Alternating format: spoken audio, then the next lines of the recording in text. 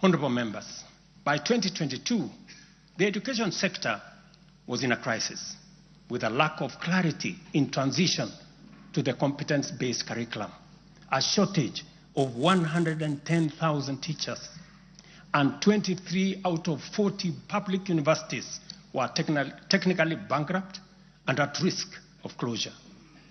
Among those facing severe challenges were huge institutions such as my own alma mater, University of Nairobi, Kenyatta University, Moi University, Egerton University, Maseno University, Masinde Muliro University. To address this issue in our education sector, we have already hired, as you know, members, 56,000 teachers and are in the process of recruiting another 20,000 by January next year.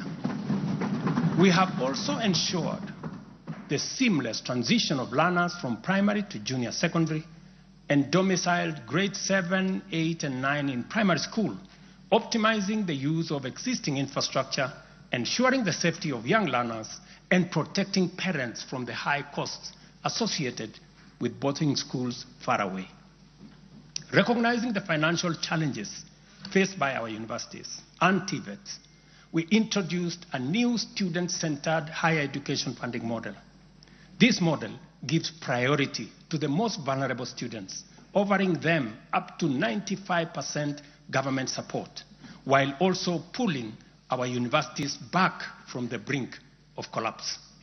The remaining challenges for a few universities, like Moi University, are related to internal administrative and governance issues, which I have given firm instructions that they should be addressed.